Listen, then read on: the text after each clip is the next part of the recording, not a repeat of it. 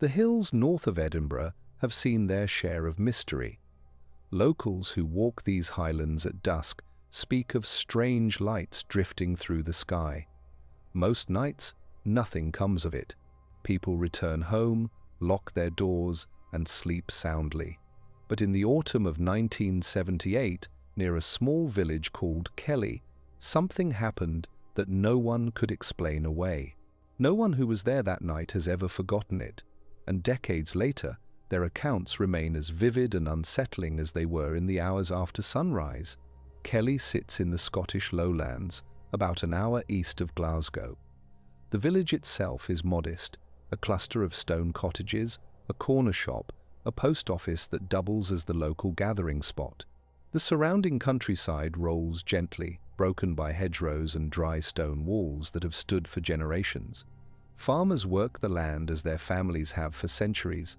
Life moves slowly here. People know their neighbors. Strangers are noticed. By the late 1970s, the area had seen an increase in peculiar sightings. Glowing orbs appeared over fields at night. Strange hums were heard in the early morning hours. Most dismissed these as aircraft from nearby airbases or tricks of the weather. Scotland has no shortage of mist and low clouds that play with perception. But some residents were less convinced. They spoke of patterns, of lights that moved with purpose, of sounds that had no earthly origin. The Royal Air Force maintained several installations in the region during the Cold War. RAF Loichas and RAF Machrihanish were both operational, and military jets were a common sight. This provided a convenient explanation for most anomalies. When someone reported a strange light, neighbors would shrug and blame the RAF. Training exercises, flares, nothing to worry about. But the events of November 1978 would challenge that comfortable dismissal. On the evening of the 8th of November, Graham Miller was walking his border collie along a dirt path that skirted the eastern edge of Kelly. Miller was in his early 40s, a dairy farmer who had lived in the area his entire life. He was a practical man, not given to flights of fancy. His routine rarely varied. Each evening after dinner, he would take the dog out for a walk before settling in for the night. That particular Wednesday was unremarkable. The weather was cold but clear, a half moon hung low in the sky. Miller had grown up on the same land he now farmed. His father had worked those fields, and his grandfather before that. 3 generations of Millers had raised cattle in the shadow of the same hills. Graham knew every inch of his property. He could navigate the paths in complete darkness. He knew where the ground dipped and where the fences needed mending. He knew the sounds of the night, the calls of owls, the rustle of wind through the hedgerows. He was attuned to his environment in the way only a lifelong resident can be. That evening, he had chosen a longer route than usual. His dog, a female named Meg, was getting older and enjoyed the extended walks. They had crossed through a gate and were following a track that ran parallel to a stream when Miller first noticed the light. It caught his attention because it was not where any light should be. The nearest farmhouse was a mile to the south. The road was even farther. This light was suspended in the air above empty fields. Around 9 in the evening, Miller noticed something unusual. A bright blue light appeared in the sky to the northeast. At first, he assumed it was a plane. But the light did not move like an aircraft. It hovered, pulsing gently, about 30 degrees above the horizon. Miller stopped walking. The dog sat down beside him, ears pricked. They watched the light for several minutes. It did not descend or climb. It simply hung there, casting a faint glow across the fields. Then, without warning, the light shot upward. Miller described the movement as instantaneous. One moment it was suspended in place, the next it was hundreds of feet higher. It stopped again, pulsed twice, then moved laterally across the sky at a speed that defied anything Miller had ever seen. No sound accompanied its movement, no engine roar, no sonic boom, just silence. The dog began to whine. Miller felt a chill that had nothing to do with the November air. The light continued its erratic dance for another 10 minutes. It would hover, then accelerate in a new direction. Sometimes it moved smoothly, other times it seemed to jump from one position to another. Miller tried to rationalize what he was seeing. Perhaps it was a helicopter, but helicopters did not move like that. Perhaps it was a weather balloon, but weather balloons did not emit light. Eventually, the object climbed higher into the atmosphere and disappeared. Miller walked home quickly, his dog pulling at the leash. He told his wife what he had seen. She listened quietly, then suggested he report it to the authorities. He did not. The next evening, the 9th of November, the light returned. This time, it was not just Miller who saw it.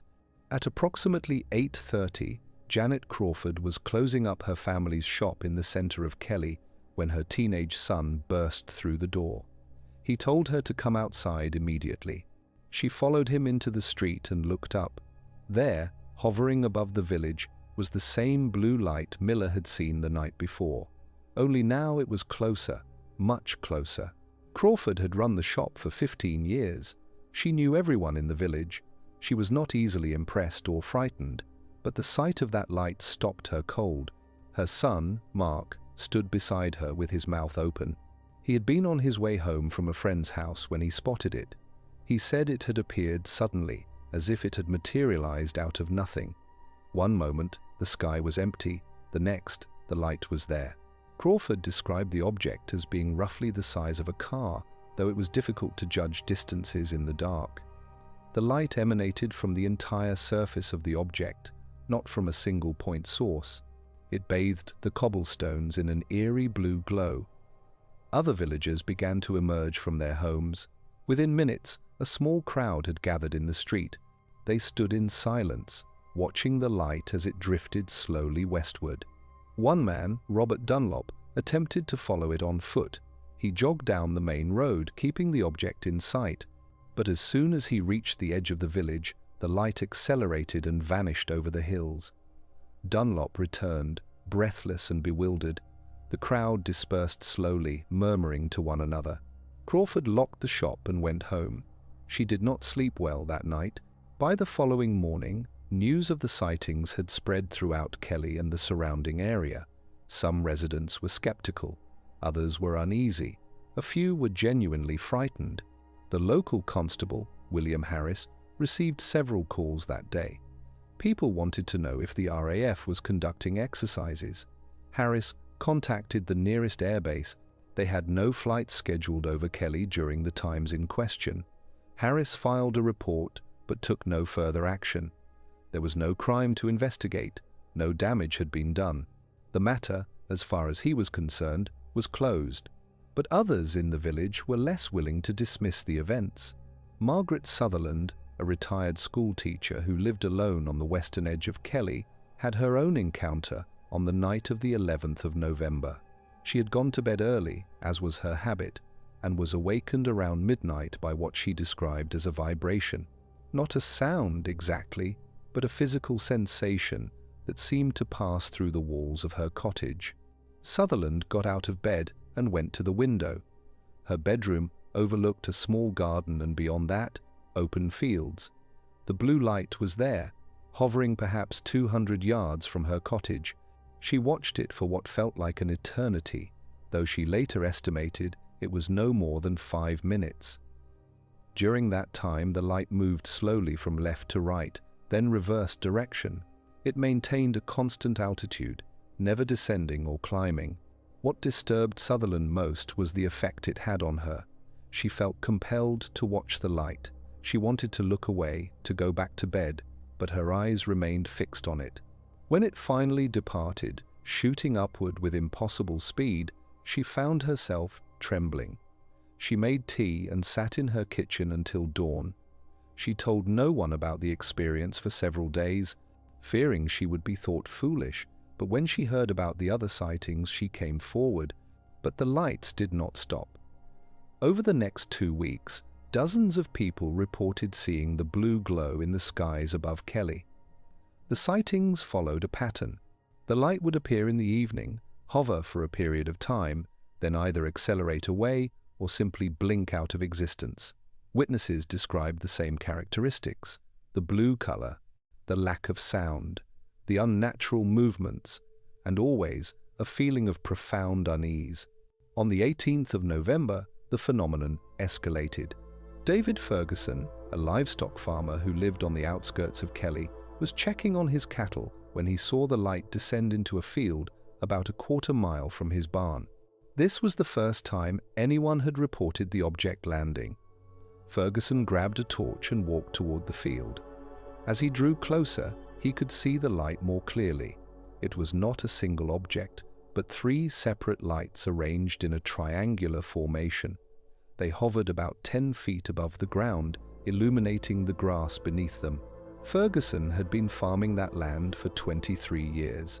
He had bought the property in 1955, shortly after marrying his wife, Helen. They had raised 2 children there. Ferguson knew his fields as well as Miller knew his. He knew where the rabbits burrowed and where the ground tended to flood after heavy rain. He had never seen anything like this. As he approached the lights, he noticed details that would stay with him for the rest of his life. The blue glow was not uniform. It pulsed from deep azure to pale cyan, cycling through shades in a rhythmic pattern. The lights cast no shadows. This struck Ferguson as deeply wrong. Light should cast shadows. But the grass beneath the triangular formation seemed to glow from within, as if the light was being absorbed and re-emitted. Ferguson stopped at the edge of the field. He felt an overwhelming urge to turn back. He later described it as an instinctive fear, something primal. The lights pulsed in unison, their glow intensifying and fading in a slow rhythm.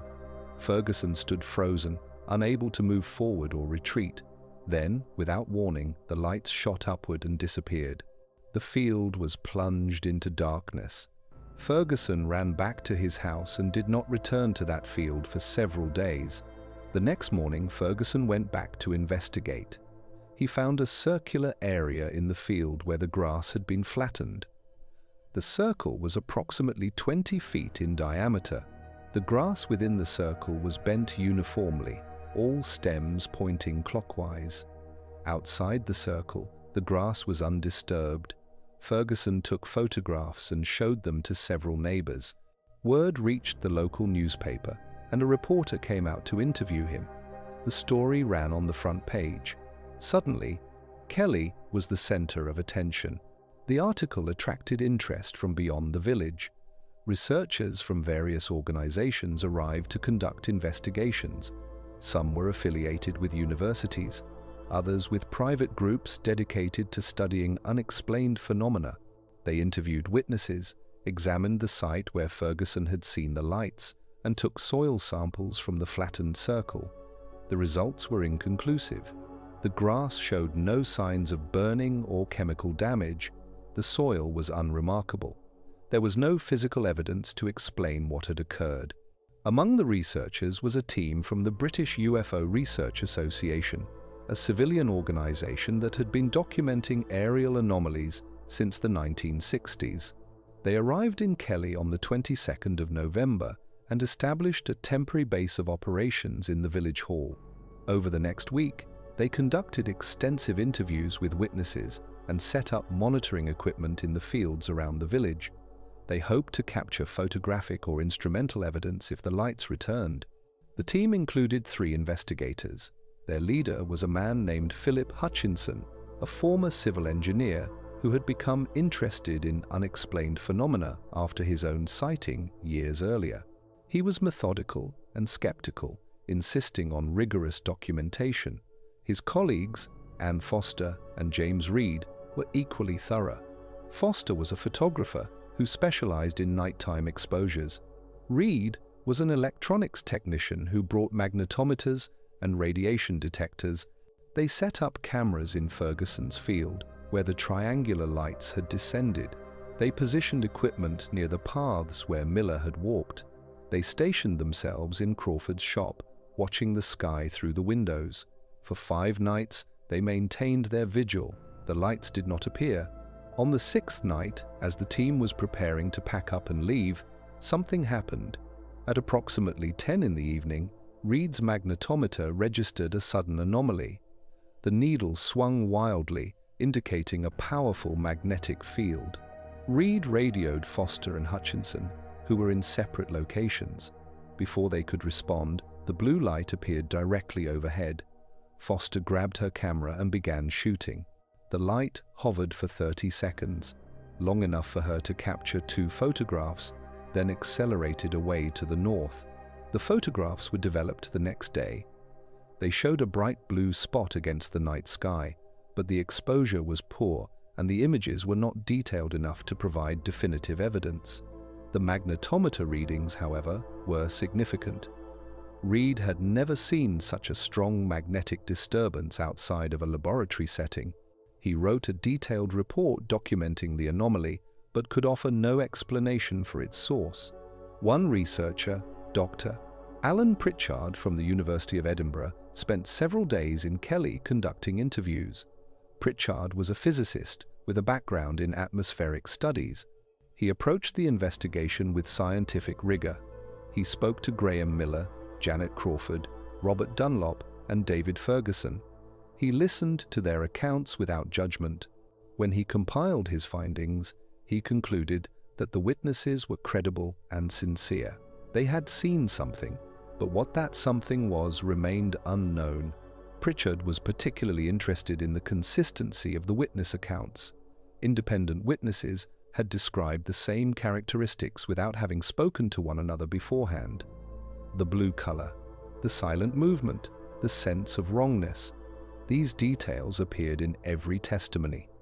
Pritchard noted that this consistency argued against mass hysteria or suggestion. The witnesses were reporting what they believed they had experienced. He also interviewed Thomas Murray, a mechanic who worked in a garage on the outskirts of Kelly. Murray had seen the lights on 3 separate occasions. The first time, he had been driving home from work on the 12th of November. The light had appeared in his rear-view mirror, following his vehicle for nearly 2 miles before veering off into the hills. Murray had pulled over, shaken. He sat in his car for 10 minutes before continuing home. The second sighting occurred 2 nights later. Murray was in his back garden, checking on a noise that had woken him. The light was there, hovering above a line of trees to the east. He called to his wife, but by the time she came outside, the light had vanished. The third sighting happened on the 19th of November. This time, Murray was prepared. He had his camera ready, but when the light appeared, the camera would not function. The shutter refused to release.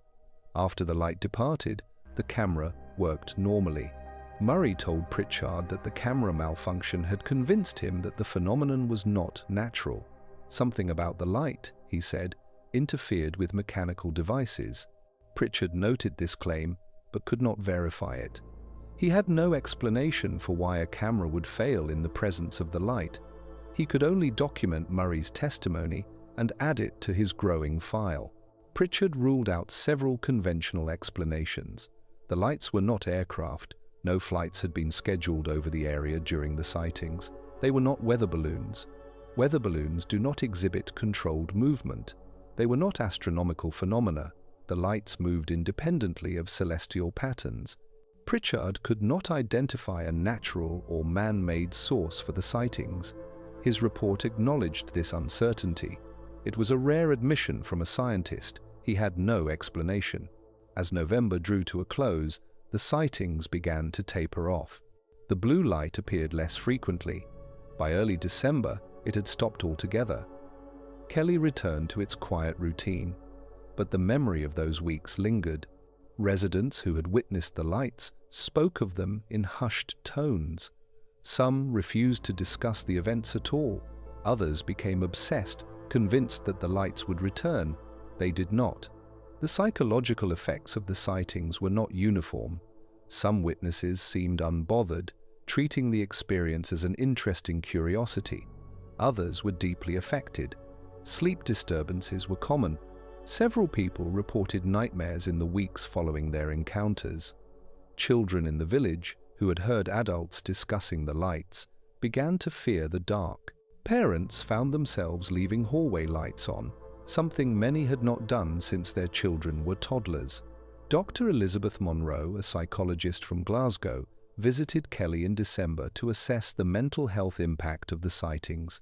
She conducted voluntary consultations with any residents who wished to speak with her. Monroe found that while most people were coping well, a small number exhibited signs of trauma. They described feelings of vulnerability, of being watched, of helplessness in the face of something beyond their control. Monroe noted that these reactions were consistent with responses to encounters with the inexplicable. The human mind, she explained, needs to categorize and understand experiences. When confronted with something that defies categorization, the mind struggles. Some people retreat into skepticism, convincing themselves that what they saw must have a prosaic explanation. Others embrace mystery, finding in it a sense of wonder. Still others are left in a state of unresolved tension, unable to dismiss their experience but equally unable to accept it.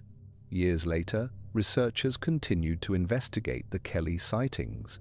They compared them to other incidents in Scotland and across the United Kingdom.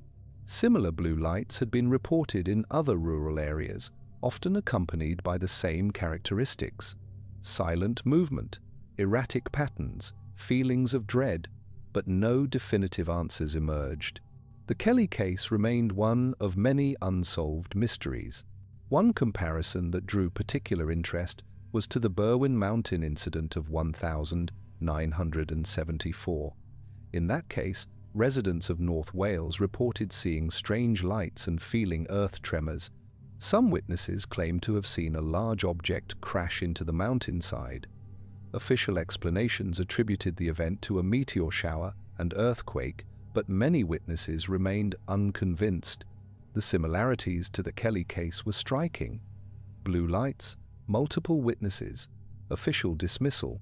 Another parallel was drawn to the Livingston incident of 1979, which occurred in West Lothian, Scotland, less than a year after the Kelly events. A forestry worker named Robert Taylor reported encountering a large, spherical object while checking on a plantation. He described being physically affected by the encounter, experiencing torn clothing and temporary paralysis. The case was taken seriously enough that police investigated it as an assault, but no assailant was ever found. These cases, along with Kelly, formed part of a pattern of British sightings during the late 1970s. Researchers noted that many of these incidents occurred in rural or semi-rural areas, often in Scotland or northern England. The lights were frequently described as blue or white, moving in ways that suggested intelligence or purpose. Witnesses consistently reported feelings of fear or unease, and in almost every case, official explanations were lacking or unsatisfying. Some theories attempted to explain the lights. One suggested that they were experimental military aircraft. The Cold War was at its height in 1978, and both NATO and the Soviet Union were developing advanced technology. Perhaps the lights were unmanned drones being tested over remote areas of Scotland. But military records from that period contain no references to such tests. Another theory proposed that the lights were a form of ball lightning, a rare atmospheric phenomenon. But ball lightning does not exhibit the controlled movements described by witnesses. The military aircraft theory was explored by several researchers. They examined flight logs from RAF bases in Scotland and northern England. They interviewed retired pilots and air traffic controllers. Nothing matched the characteristics of the Kelly lights. Modern stealth aircraft were still in development. Unmanned aerial vehicles of the era were primitive compared to what witnesses described. The ball lightning hypothesis was similarly problematic. Ball lightning appears as glowing spheres during thunderstorms, typically lasting only seconds.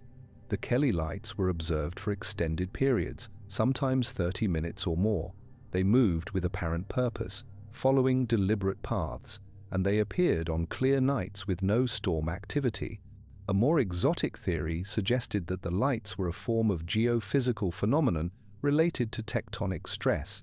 According to this hypothesis, strain in the Earth's crust could generate electromagnetic fields that manifest as visible light. This theory, known as the earthquake lights hypothesis, had been proposed to explain similar sightings in seismically active regions. But Kelly sits in a geologically stable area. No earthquakes or significant tectonic activity had been recorded in the region during the time of the sightings. Others believed the lights were extraterrestrial in origin. This theory gained traction among certain groups, particularly after the flattened circle in Ferguson's Field was publicized. Crop circles had become a subject of widespread fascination in the late 1970s, and some saw the Kelly incident as part of a larger pattern. But skeptics pointed out that crop circles could be hoaxed, and there was no proof that the Kelly circle was connected to the lights. Graham Miller, the first witness, rarely spoke about the incident in later years. He continued to farm his land and walk his dog along the same paths. When asked about the lights, he would give a brief account and then change the subject. He never claimed to know what he had seen. He only knew that he had seen something, and that something had unsettled him deeply. His wife mentioned that he had trouble sleeping for weeks afterward. He would wake in the middle of the night and go to the window, scanning the sky. Eventually, the habit faded. Janet Crawford, the shopkeeper, was more willing to discuss her experience. She gave interviews to several researchers over the years. Her account never wavered. She described the light in consistent detail: the blue glow, the silence, the sense of being watched. She mentioned that her son had nightmares for months after the sighting. He would wake up screaming, claiming that something was outside his window. Crawford took to leaving a light on in his room at night. It seemed to help. David Ferguson, the farmer who saw the lights land, became a reluctant spokesman for the Kelly witnesses. He was interviewed by newspapers, radio programs, and television documentaries. He answered questions patiently, but insisted that he had no special knowledge. He had seen what he had seen, nothing more. The flattened circle in his field remained visible for several weeks before the grass grew back. He never used that field for grazing again. He said it felt wrong somehow. In 1982, a BBC documentary team visited Kelly to film a segment on the sightings. They interviewed several witnesses and recreated the events using actors and special effects. The program was well received and brought renewed attention to the case, but it also attracted ridicule. Skeptics dismissed the Kelly lights as mass hysteria or misidentified aircraft. Some accused the witnesses of fabricating their stories for attention. The accusations stung, but the witnesses stood by their accounts. Dr. Alan Pritchard, the physicist who had investigated the sightings, published a paper in 1985 summarizing his findings. The paper appeared in a journal dedicated to anomalous phenomena. Pritchard reiterated his conclusion that the witnesses were credible and that no conventional explanation fit the evidence. He called for further study and suggested that the Kelly case might represent a genuine unknown. The paper was largely ignored by the mainstream scientific community. Pritchard continued his work in atmospheric physics and never returned to Kelly. As decades passed, the Kelly sightings faded from public consciousness. Younger generations grew up without knowing the story. The village itself changed little. New families moved in, old families moved away. The fields where the lights had appeared were plowed and planted season after season. Life went on. But for those who had been there in November 1978, the memory remained sharp. They knew what they had seen, even if they could not explain it. In recent years, there has been a resurgence of interest in the Kelly case. The rise of the internet allowed witnesses to connect with researchers and enthusiasts around the world. Old photographs and documents were digitized and shared online. New theories emerged, some plausible, others far-fetched. But the fundamental questions remained unanswered. What were the lights? Where did they come from? Why did they appear over Kelly? One investigator, Sarah Thompson, spent 5 years compiling a comprehensive archive of the Kelly sightings. She interviewed surviving witnesses, collected newspaper clippings, and obtained copies of official reports. Her work resulted in a detailed chronology of the events. Thompson concluded that the sightings were genuine, and that the witnesses had experienced something beyond current scientific understanding. She also noted that similar incidents had been reported in the same region both before and after the Kelly events, suggesting a possible pattern. Thompson's research revealed that several other villages in the Scottish lowlands had experienced blue light sightings during the 1970s and 1980s. In each case, the characteristics were remarkably similar: silent movement, erratic flight patterns, blue luminescence, and feelings of unease among witnesses. But none of these incidents received the same level of attention as the Kelly case. Thompson theorized that the concentration of sightings over a short period in a small village made the Kelly events more difficult to dismiss. Graham Miller passed away in 2003. His obituary made no mention of the lights he had seen that November evening. His family chose to remember him for his decades of hard work and his dedication to the community. But among those who knew him, the story of his encounter lived on. At his funeral, several people spoke quietly about that night. They remembered how shaken he had been, how he had tried to make sense of something that defied sense.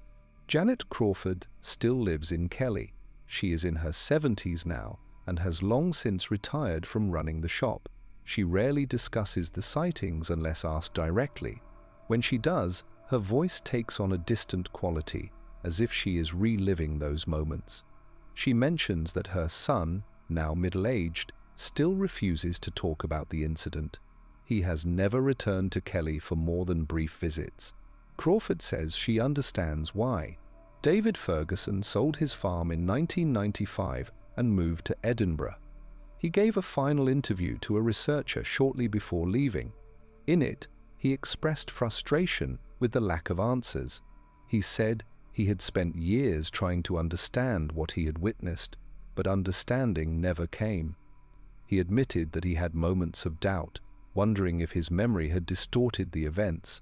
But then he would remember the feeling he had standing at the edge of that field, the overwhelming sense that he was in the presence of something profoundly other. That feeling, he said, was real. The flattened circle in Ferguson's field became a minor point of contention among researchers. Some believed it was evidence of a physical landing. Others argued it could have been created by wind patterns or animal activity. No definitive conclusion was reached. The photographs Ferguson took have been analyzed repeatedly. They show a clear circular pattern, but the images are not detailed enough to reveal any anomalies that would prove or disprove the various theories. In 2018, on the 40th anniversary of the sightings, a small group of researchers organized a gathering in Kelly. They invited surviving witnesses and conducted a series of interviews. The event was attended by about 20 people, including Janet Crawford and Robert Dunlop. The interviews were filmed and later made available online. Watching them, one is struck by the consistency of the accounts. 40 years had passed, but the witnesses remembered the details with remarkable clarity. During the gathering, Crawford made a statement that resonated with many who heard it.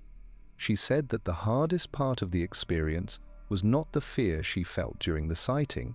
It was the years of uncertainty that followed, the not knowing, the wondering if she had been part of something significant or if it had all been some elaborate mistake. She said she would probably die without ever knowing the truth. That, she said, was the real burden. The Kelly case continues to be studied by those interested in unexplained aerial phenomena. It appears in books, documentaries, and online forums. Some see it as evidence of extraterrestrial visitation. Others view it as a cautionary tale about the unreliability of eyewitness testimony. Still others believe it represents a genuine mystery that science has yet to solve. All these interpretations coexist, none able to definitively override the others. What is certain is that something happened in Kelly in November 1978. Multiple witnesses reported the same phenomenon over a period of weeks. They described it in consistent terms. Their accounts were investigated by credible researchers who found no evidence of fraud or deception. The witnesses were ordinary people with no apparent motive to fabricate such a story. They gained nothing from their experience except scrutiny and, in some cases, ridicule. The blue light that hovered over Kelly remains unexplained. It may have been a secret military project, though no such project has ever been acknowledged. It may have been an atmospheric anomaly, though no known phenomenon matches the descriptions. It may have been something else entirely, something beyond our current understanding. Or it may have been exactly what the witnesses believed it to be, though what that belief entails depends on who you ask. For those who lived through it, the Kelly blue light encounter was not a story or a theory, it was an experience that marked them.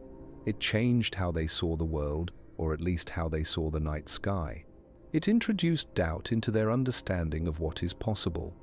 And that doubt, once planted, does not easily fade. The hills north of Edinburgh are quiet now. The lights have not returned. But on clear November evenings, when the air is cold and the stars are bright, some residents of Kelly still find themselves scanning the sky. They watch for a blue glow on the horizon. They listen for silence where sound should be. They remember, and they wonder. If you found this story intriguing, let us know your thoughts in the comments below. Have you ever witnessed something you could not explain? Share your experiences with us. And if you enjoyed this video, consider subscribing to our channel for more stories that explore the unexplained.